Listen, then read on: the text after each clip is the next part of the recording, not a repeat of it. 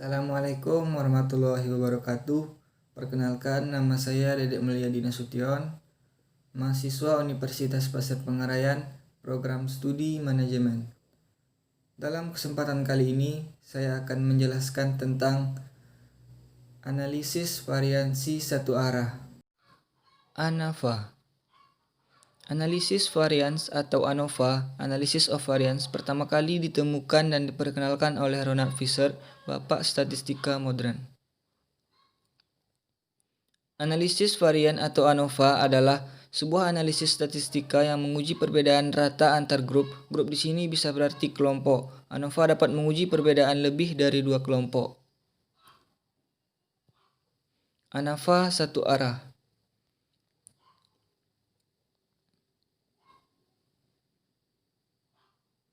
Analisis varian satu arah, one way analysis of variance, adalah analisis statistika yang digunakan untuk menguji perbedaan antar lebih dari dua kelompok nilai numerik dengan satu variabel independen.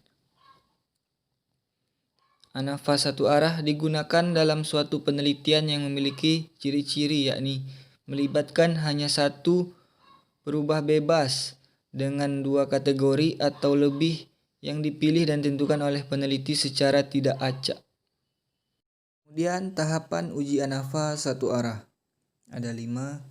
Yang pertama menentukan hipotesis, yang kedua menentukan nilai signifikan dan derajat bebas, yang ketiga menentukan daerah kritik melalui F-tabel, yang keempat melakukan perhitungan, dan yang kelima menentukan keputusan.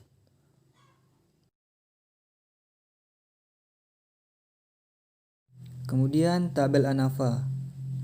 Terdapat sumber variansi, derajat bebas, jumlah kuadrat, kuadrat rata-rata, dan statistik F.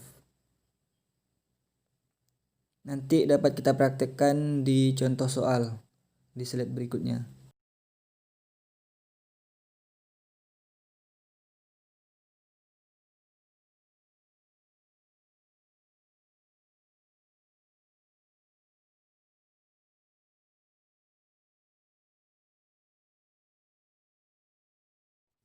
Kita masuk ke contoh soal. Suatu eksperimen dilakukan untuk mengetahui jumlah orang atas kekebalan tubuhnya terhadap cuaca, musim hujan, musim kemarau, dan musim semi. Pada waktu yang berbeda dari hasil pencatatan diperoleh hasil sebagai berikut. Ini tabelnya. Terdapat musim hujan, musim kemarau, dan musim semi dari 4 kali penelitian. Pertanyaannya adalah, ujilah apakah terdapat perbedaan rata-rata kekebalan tubuh seseorang terhadap ketiga cuaca tersebut jika analisis variansi dilakukan pada tingkat signifikan 5%. Kemudian penyelesaian. Untuk mempermudah, pertama kita menjumlahkan dari musim hujan, musim kemarau, dan musim semi.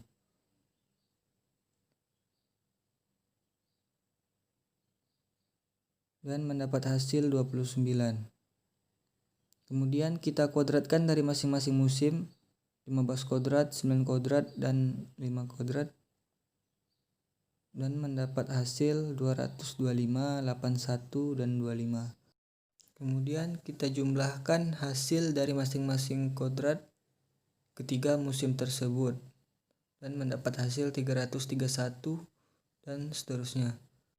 Kemudian diperoleh sigma 45 derajat musim hujan, 32 musim kemarau, 18 derajat musim semi, dan penjumlahan musim 95 derajat.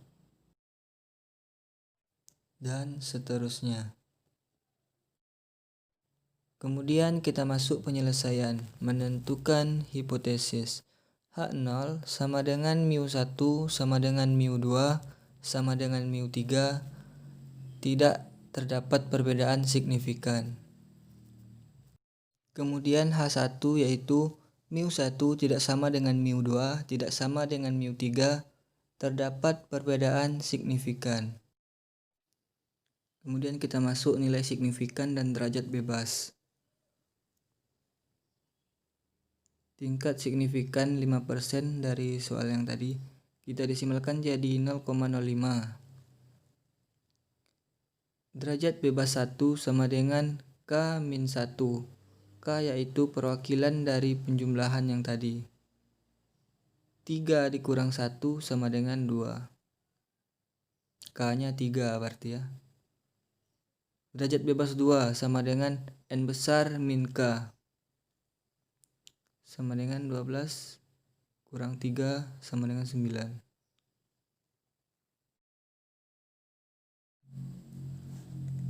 Menentukan daerah kritik menggunakan F-tabel. H0 ditolak jika F hitung lebih besar dari nilai F-tabel dalam kurung 2.9.0,05 dengan F-tabelnya 4,25.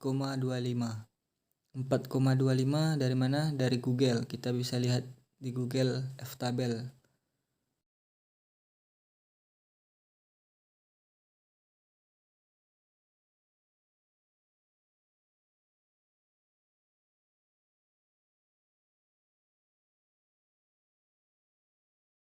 Kemudian kita masuk perhitungan jumlah kodrat total atau JKT.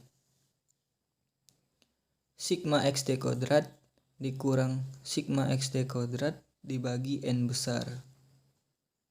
Kemudian kita substitusikan mendapat hasil sebagai berikut. Sigma XT kodratnya yaitu 893. Dapatnya dari mana? Dari tabel sebelumnya. Sudah kita jumlahkan, kita kalikan, kemudian kita kodratkan. 893 dikurang 95 kodrat dibagi 12 mendapat hasil 893 dikurang 752,083 mendapat hasil akhir 140,917. Kemudian kita tentukan JKP, jumlah kodrat perlakuan. Rumusnya sigma SI kodrat ditambah sigma XN kodrat dikurang sigma XT kodrat per N.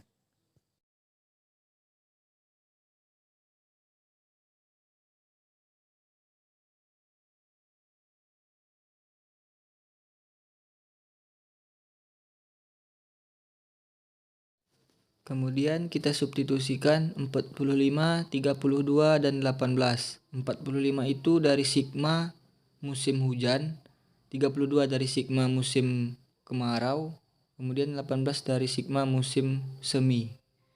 Kemudian dibagi 4. 4 itu 4 kali penelitian. Kita dapat hasil 843,25 dikurang 752,083 mendapat hasil akhir 91,75. Kemudian kita tentukan jumlah JKG, jumlah kodrat galat. Rumusnya JKT, jumlah kodrat total dikurang JKP, jumlah kodrat perlakuan. Kemudian kita substitusikan 140,917 dikurang 91,167 dan mendapat hasil akhir 49,75. Kemudian kita masuk tabel ANAFA. Kita substitusikan K-1 hasilnya tadi 2, N besar min K hasilnya 9, JKP 91,167, JKG 49,75, JKT 140,917. Kemudian kita tentukan kodrat rata-rata. Kodrat rata-rata perlakuan. Rumusnya JKP dikurang K-1 hasilnya 45,583. Kemudian kita tentukan kodrat rata-rata galat. Rumusnya JKG dibagi N besar min K hasilnya 5,527. Kemudian kita tentukan data statistik F-nya. F hitung. Rumusnya KRP dibagi KRG.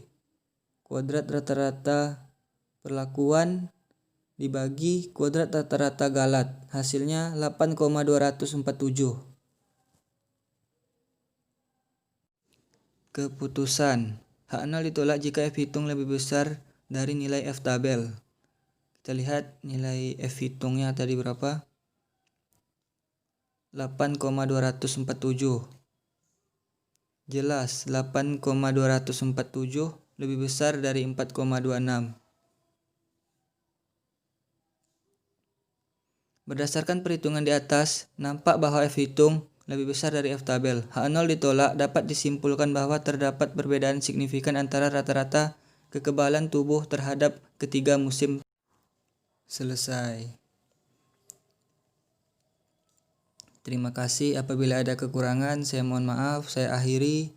Assalamualaikum warahmatullahi wabarakatuh.